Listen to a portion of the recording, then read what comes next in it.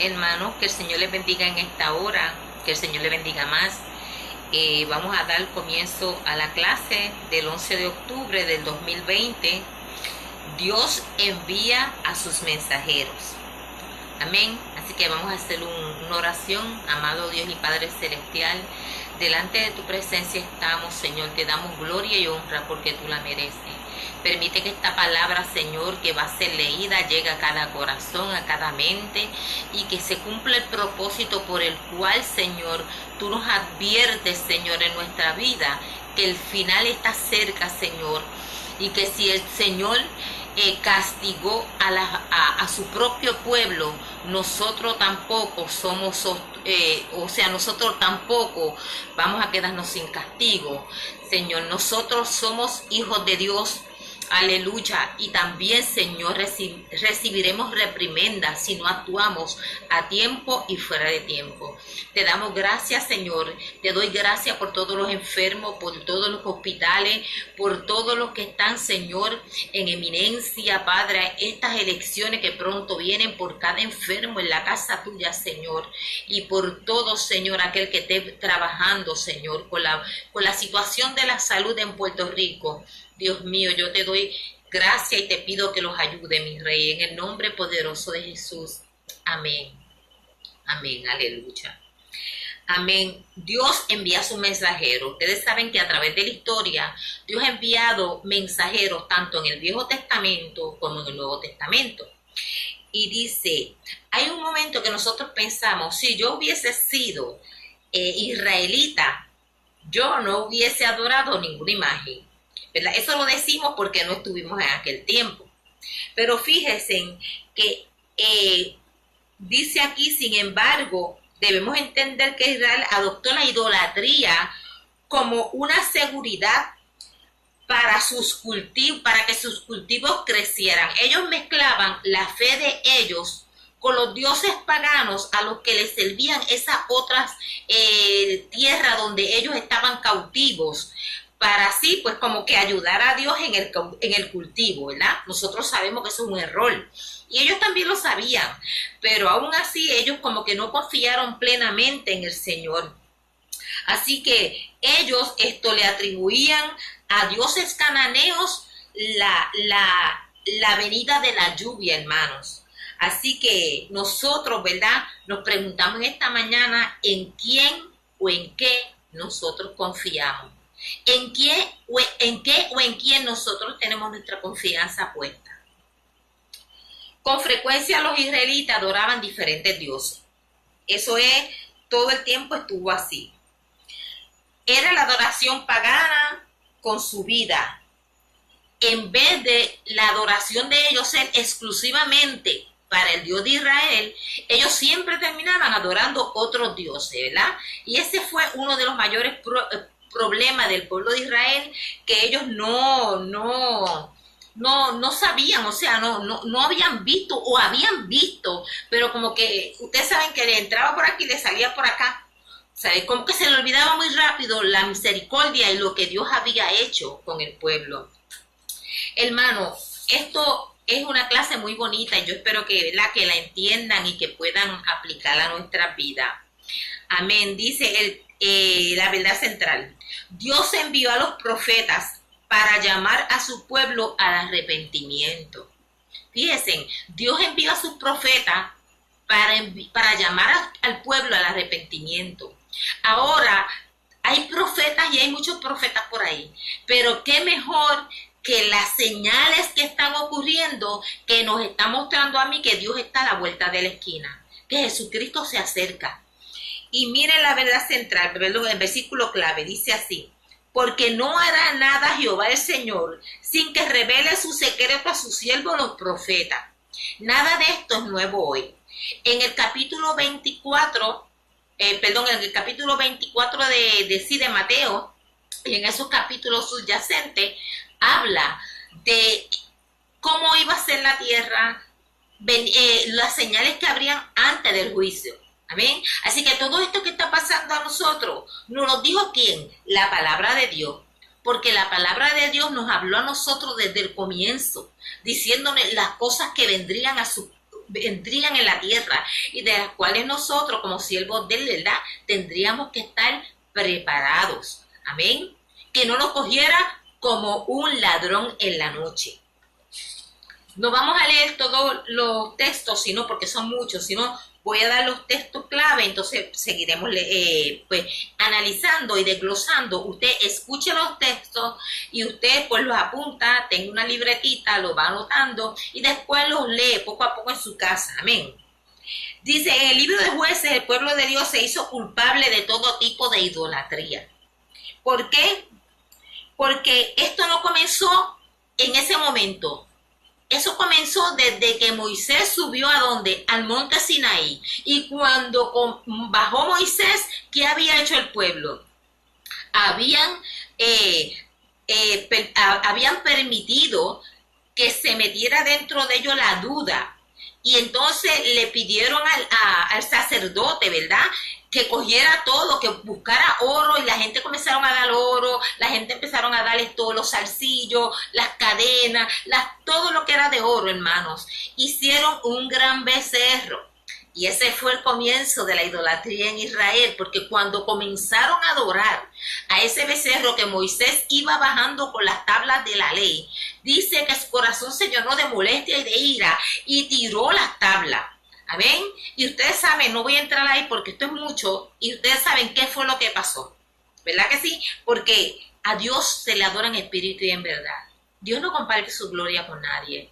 Y nosotros también no debemos compartir la gloria de Dios con nada en la tierra. A veces pensamos que la adoración a los ídolos es un canto de madera, un pedazo de... Sí, todo eso es parte. Es parte de lo que es esto, una imagen hecha de una virgen o de un crucifijo hecho de yeso, de árbol, pero la idolatría va a veces mucho más allá de esas cosas que se dice en la Biblia que no debemos adorar. Pero también lo primero que nosotros pongamos en nuestro corazón antes que a Dios ya se constituye idolatría. Así que en el libro de los Hechos lo vimos, ¿verdad? Así que el pueblo... Dios tuvo que confrontar al pueblo acerca de sus pecados y llamarlo nuevamente a una relación de pacto con él. La hoja primera dice, arrepentirse y regresar al pacto. La idolatría es infidelidad contra Dios. Y eso se encuentra en Jeremías 3, del 6 al 13. En el Antiguo Testamento, Dios usó el matrimonio como un símbolo de lo que era la iglesia y el pueblo de Dios, ¿verdad? Ahora, el matrimonio, ¿qué tiene el matrimonio? El matrimonio es cuando usted se casa, usted sabe que usted se va preparando, usted se guarda para esa persona, ya sea hombre o mujer, usted se va guardando desde tiempo atrás para que esa relación sea bonita, sea limpia, sea transparente, sea clara, sea pura, no sea mancillada. Y cuando están en el altar hacen unos votos, se comprometen el uno al otro, están en la enfermedad, en la prosperidad, en la enfermedad, en la escasez, en la abundancia, etcétera, ¿verdad? Y la relación del matrimonio es algo tan fuerte, hermanos, que así es la iglesia. Dios lo comparó, la relación de nosotros con Dios, como esa iglesia que es la novia de Cristo y que pronto llegará la boda del Cordero. Jeremías comparó a Judá, la nación. Jeremías comparó a Judá, la nación de que profetizó alrededor del año 620 a.C., con una esposa adúltera. Ese fue Jeremías, porque vamos a estar hablando de diferentes profetas, de la que se divorciaría por infidelidad. Eso está en Jeremías 3:6. La infidelidad es devastadora en una relación. Toda clase de confianza queda severamente lastimada. Toda clase de confianza queda totalmente dañada e irreparable, hermanos. A veces, aunque en algunas ocasiones se le dé la oportunidad, ¿verdad?, a esa persona está hablando acá humanamente, se le dé la oportunidad a esa persona de reivindicar lo que hizo, ya no es igual, la confianza no es igual, ¿verdad? Y siempre va a haber un dolor en el corazón. Si la persona trabaja para subsanar ese dolor y esa herida, gloria a Dios por eso. Pero el que no lo hace, hermano, tarde o temprano termina en una total separación, ¿verdad? Y aquí Jeremías está hablando sobre eso. La expresión sobre el monte alto y debajo de todo árbol frondoso es una descripción reveladora de su infidelidad. O sea, ellos se echaban debajo de montes altos, de todo árbol frondoso. Dice que el monte alude a lugares altos utilizados en la adoración de Baal. Y yo tengo por aquí a Baal. Este era el dios Baal, mírenlo. A ese dios era que ellos, aleluya, adoraban con más frecuencia, ¿verdad? Ellos adoraban a Baal mientras necesitaban ayuda. Ellos necesitaban ayuda y se olvidaban de Dios y adoraban a Baal como un dios que había sido hecho por manos humanas. Eso no tenía poder, tenía ojo y no veía, nariz tenía y no olía, boca tenía y no hablaba. Así que dice que era representado por Baal, mientras que el árbol probablemente apunta a la adoración de Acera. Y esta es la adoración de Acera, ¿verdad? Que también la llaman diosa Astoret, que es la diosa de la fertilidad y la lluvia, ¿verdad? De la fertilidad. Diosa, perdón, lo escribí muy rápido. La diosa de la fertilidad. Vamos a seguir hablando, hermano. Amén. Dice, ¿por qué adorar ídolos hechos por manos? ¿Por qué adorar? Las personas muchas veces no enfocan su mirada en Dios, no enfocan su vista en Dios, no leen la palabra. Cuando no leemos la palabra, estamos totalmente ajenos a todo lo que dice la palabra en cuanto a lo que es la adoración a un ídolo, ¿verdad? No conocemos. Y si tú no conoces, la palabra dice en Isaías que el pueblo perecía por falta de entendimiento, de conocimiento. Tenemos que conocer la palabra para saber el por qué nosotros no actuamos como las demás iglesias, como las demás religiones, ¿verdad? Dice, porque el matrimonio es un buen ejemplo para describir la relación de Dios con su pueblo, como les dije. La relación de Dios con la iglesia es una relación limpia. Dios está preparando en el cielo moradas para cuando suene la trompeta llamar a una iglesia limpia, pura y sin mancha. ¿Ve? Y así mismo es la novia cuando se atavía para el novio. Dice, gentilmente Dios llama a su pueblo a arrepentirse. Eso está en Joel 2, 12, 17. Joel tal vez es mayormente conocido por la profecía del derramamiento del Espíritu Santo en segunda de Joel 22, 29, a la que hizo referencia Pedro en su sermón en el día de Pentecostés en Hechos 2, 14. Al 21. Sin embargo, originalmente el mismo profeta Joel hizo una súplica al pueblo de Dios a que se arrepintiera de su pecado y que se volviera a él. Arrepentirse del pecado y volverse a Dios es anhelar verdaderamente que Dios perdone a uno. Es sufrirlo, es llorarlo, hermano. Cuando una persona verdaderamente está arrepentida de su pecado, la persona va acongojada ante la presencia de Dios. La persona le pide perdón, la persona llora ese pecado, hermano. Lo siente en el alma, le duele. ¿Por qué? Porque sabes que ofendimos a Dios. Porque sabemos que ofendemos a Dios y Dios es un Dios santo. Así debe ser, ¿verdad? Cuando nosotros pecamos, ¿verdad? Gentilmente Dios siempre nos ha llamado a través de diferentes formas arrepentimiento. Desde que comenzó el mundo, pecó Adán y Eva y siguieron por ahí pecando. Caín pecó, mató a su hermano, después la torre de Babel y así siguieron, hermano. Y Dios ha tenido un proceso de amor, con amor eterno te he llamado, por tanto te he prolongado mi misericordia, pero el hombre continúa haciendo lo que quiere. Aleluya. Así que Joel es conocido por el derramamiento del Espíritu Santo. Amén.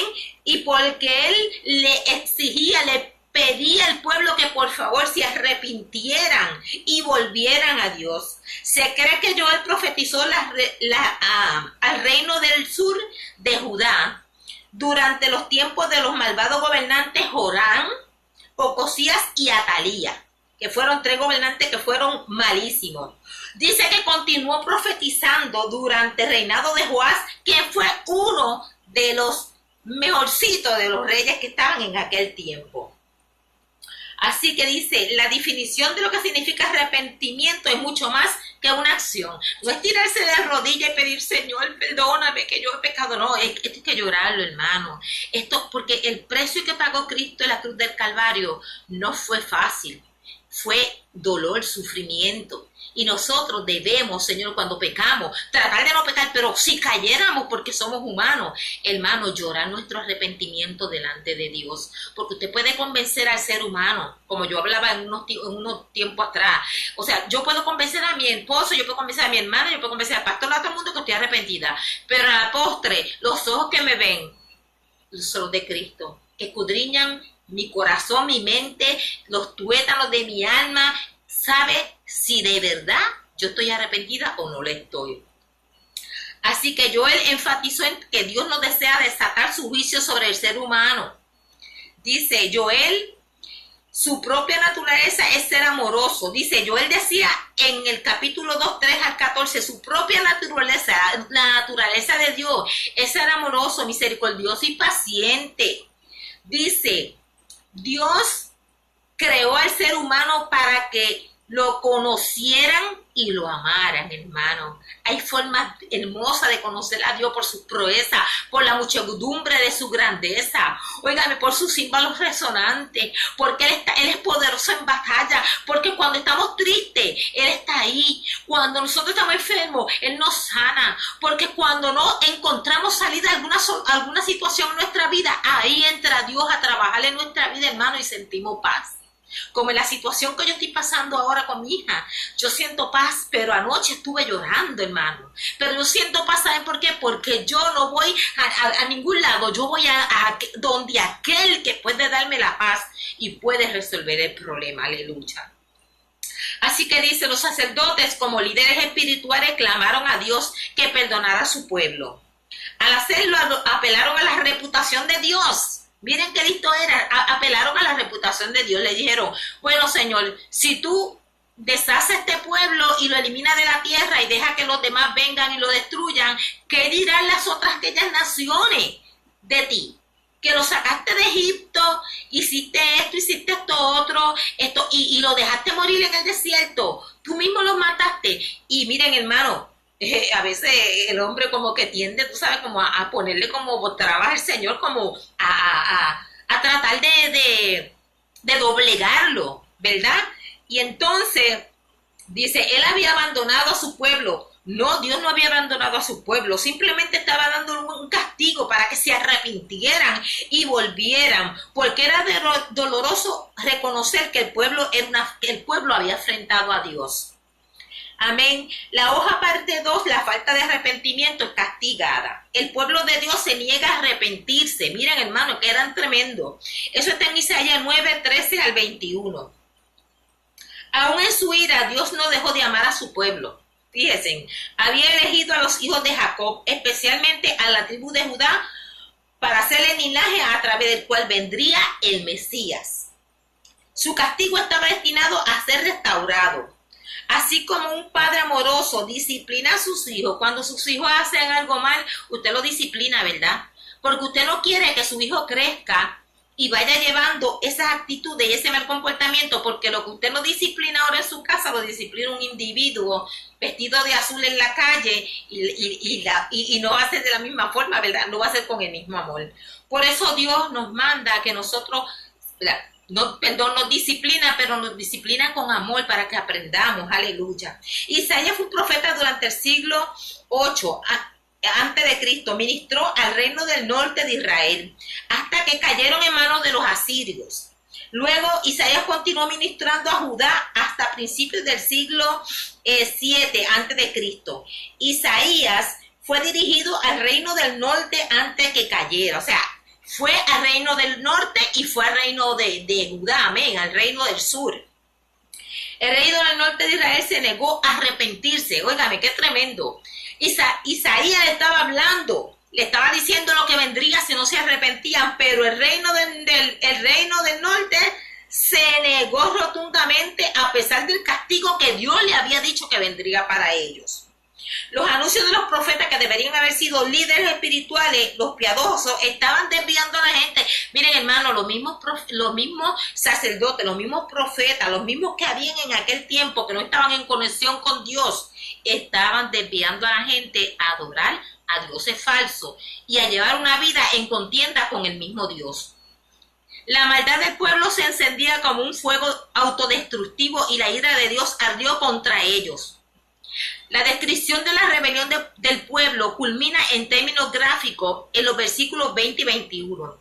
Aquí la antropofagia es una metáfora de la ruptura de la unidad trivial al devorar Manasés a Efraín y viceversa. Luego ambos se volvieron hacia Judá. Esto nos recuerda el libro de los Jueces, donde los crímenes cometidos entre las personas alcanzaron niveles tan grandes que los levitas mismos y sus concubinas, aleluya, eran los levitas, hacían unas cosas con sus concubinas, hermano, que llegó eso a aborrecer, llegó ante la presencia del Señor los pecados que ellos mismos cometían. Y dice que tomaron decisiones equivocadas, al final tuvieron que enfrentar el castigo.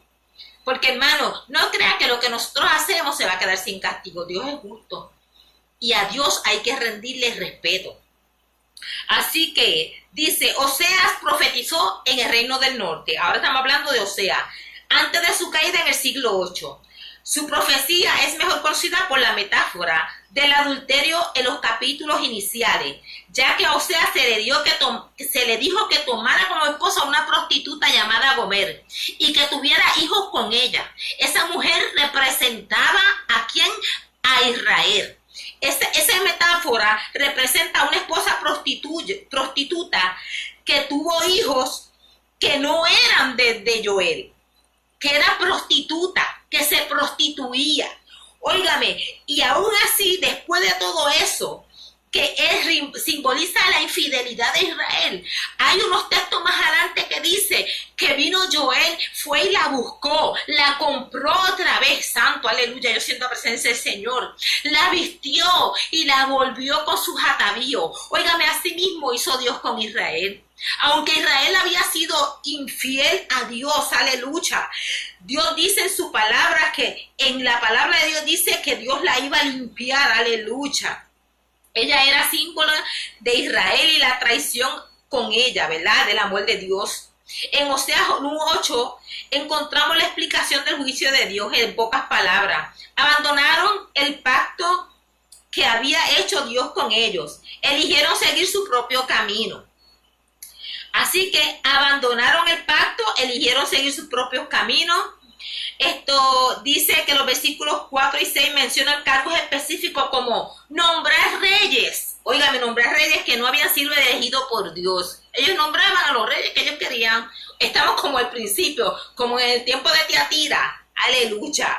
Nombraban a personas que no estaban dirigidas por Dios. También fabricaron ídolos de oro y plata. Oseas también aludió a los becerros de oro que el rey Jeroboam levantó en Dan y en Betel. Miren cómo estaba el pueblo desenfrenadamente pecando a todo lo que da, hermano. ¿Se parece ese tiempo al tiempo en que vivimos? ¡Wow!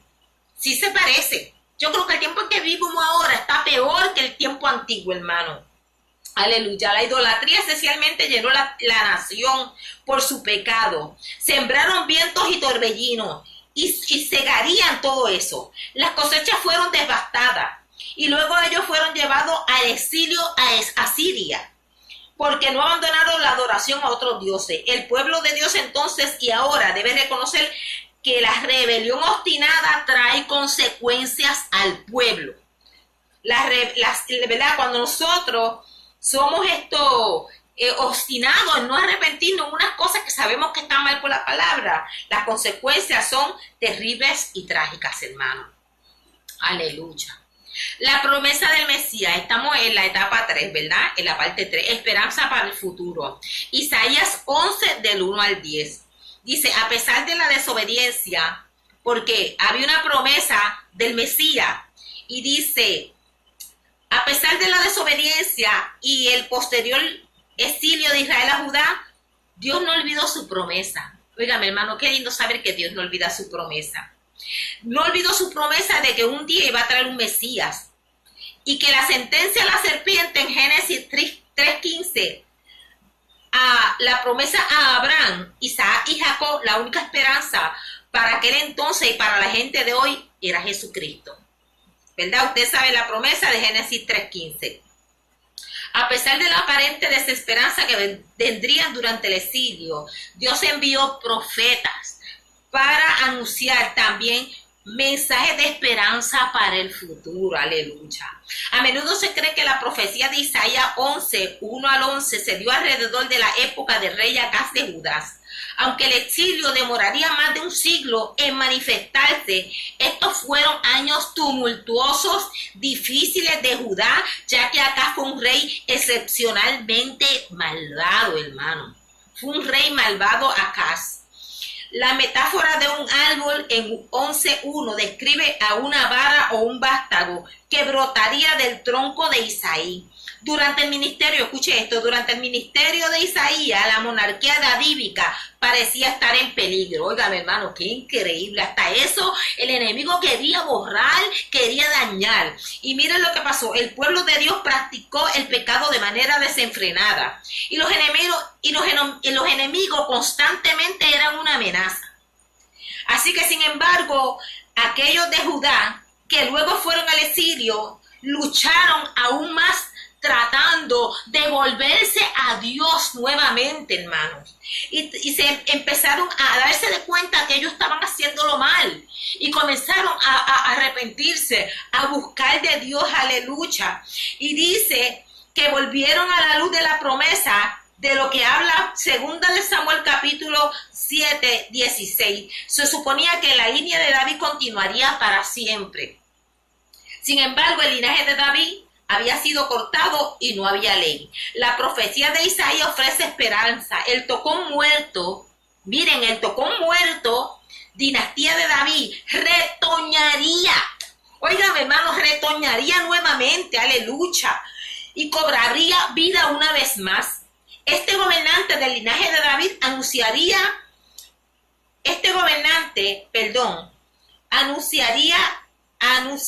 el Espíritu del Señor, por quien él gobernará con entendimiento, consuelo sabio y conocimiento. Se deleita en el temor del Señor, lo que da testimonio de que es verdadero.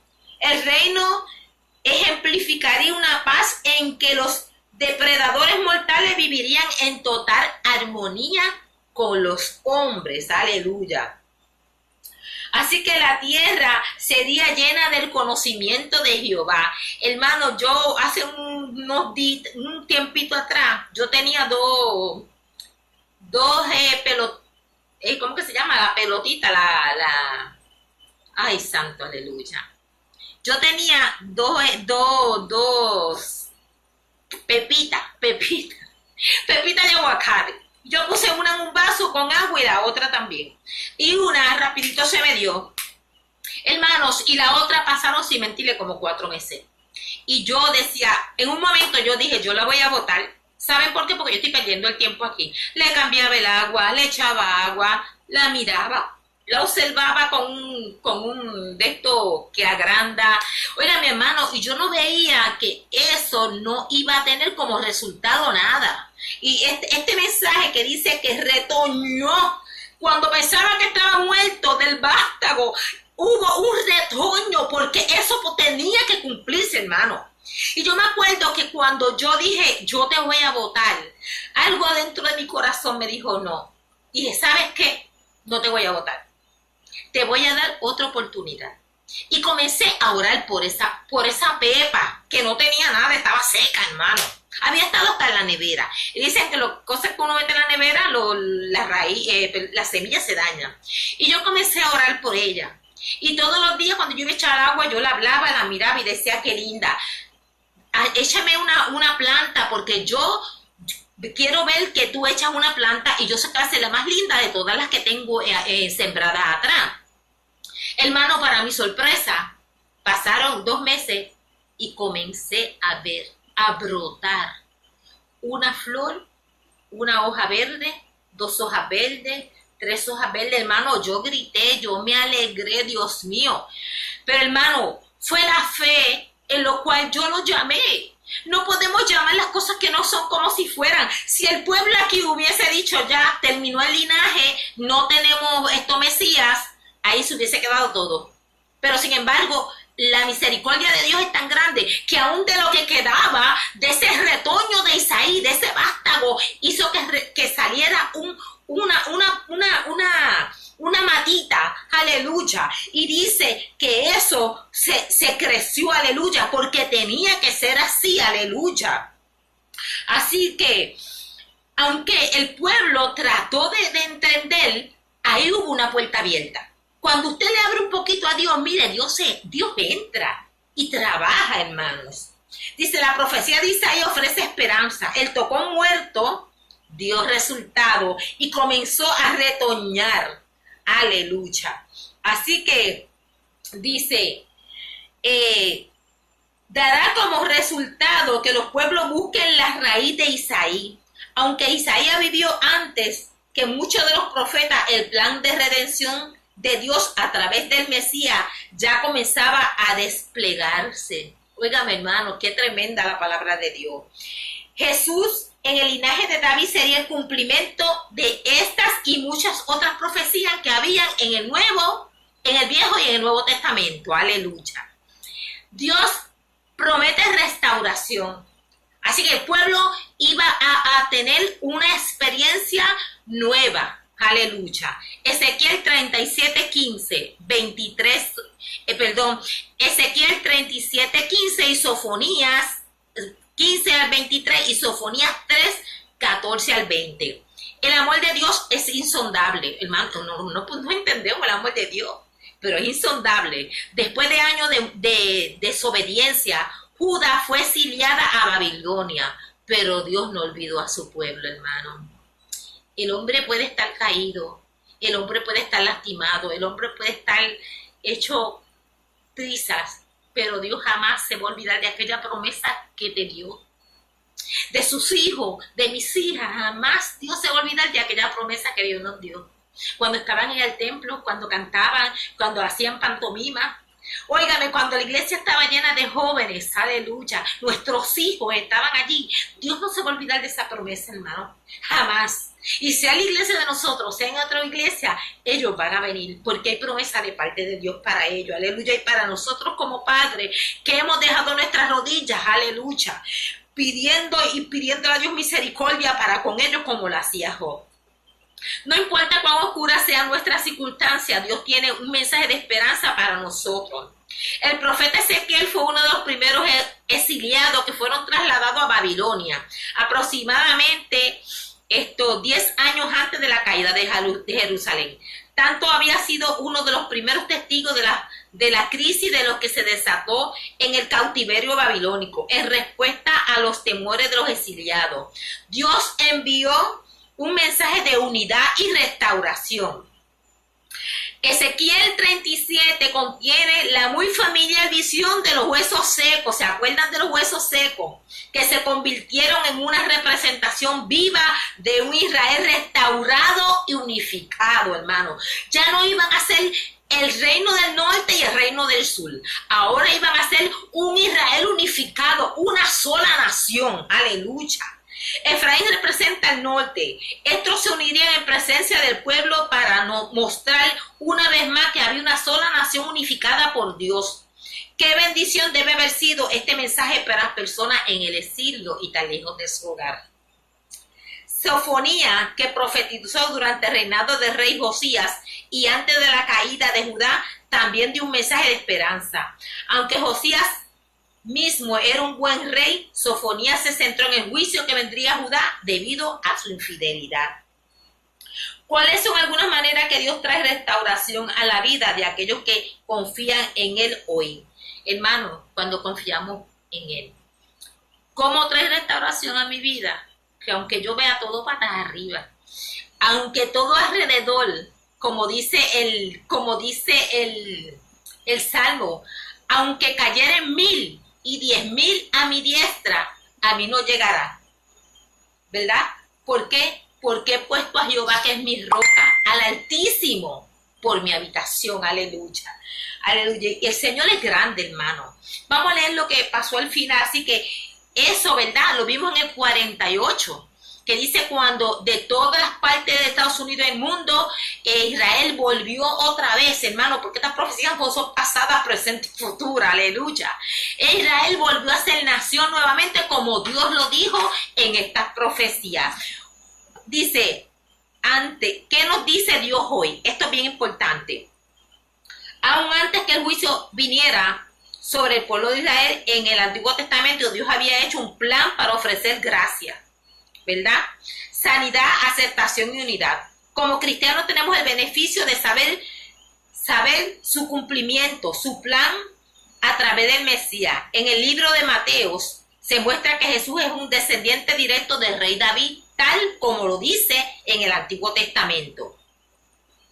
Jesús es el cumplimiento de la profecía en Isaías, el que saldría del tronco de Isaí. Después del exilio, Dios restauró un remanente de Judá, aunque la visión de Ezequiel abarca a todos los cristianos, tanto en Isaías como en Sofonías, la imagen de reino que el Mesías representa no se ha realizado plenamente. Así, ¿verdad? Que no se ha realizado porque todavía no ha llegado Cristo. Pero nosotros estamos esperando, ¿verdad? Porque estamos esperando a la venida de Cristo. Nosotros estamos esperando a que Cristo llegue por nosotros. Por eso estamos, hermano, buscándole día y noche. Miren, hermano, cuando uno ve este tipo de cosas que el pueblo, ¿verdad? Estos dioses que el pueblo adoraba, que eran dioses paganos, del cual el pueblo, ¿verdad? Dependían. Este que dice que era un dios abominable, hermano, que dicen que a este dios, Quemos, decían que le echaban los niños vivos se los sacrificaban. ¿Cómo Dios no iba a tener? Mírenlo aquí, hermano, mírenlo ahí, cómo Dios no iba a tener ira contra el pueblo, si estaban siguiendo unos dioses que verdaderamente no podían tener vida y eran dioses paganos, hermano, y que el ser humano que no conocía, o por ignorancia o por salir del atolladero en el que estaba, agarraba lo primero que agarraba, hacía una forma y lo adoraba, cuando había un Dios que lo había guiado por el desierto, en el día con una columna de nube y en la noche con una columna de fuego. Aleluya. Cuando rompieron los muros ay Dios mío, los israelitas le dieron la vuelta a Jericó, hermano. Cuando nosotros miramos la palabra, totalmente la palabra, y vemos que si Dios lo hizo con el pueblo de él, nosotros también tenemos redención. Así que si en esta hora alguno de nosotros, si yo he pecado con algo, yo le pido perdón a Dios. En este momento cierre sus ojos y vamos a orar. Padre, en el nombre de Jesús, vengo ante tu presencia. Te doy toda gloria y toda honra, mi Rey. Te doy gracias por la oportunidad que me has dado, Señor, porque has pecado 1 y 1000 veces los pecados que he cometido.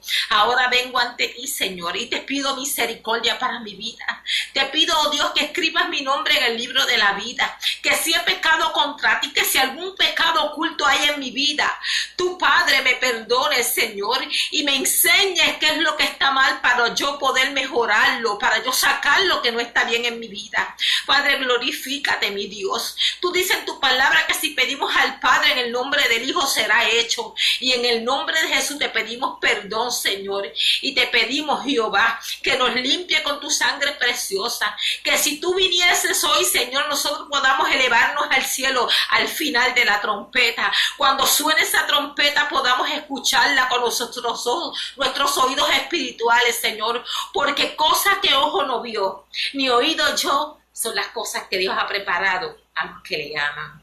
Así que hermano, que el Señor les bendiga y que el Señor les guarde.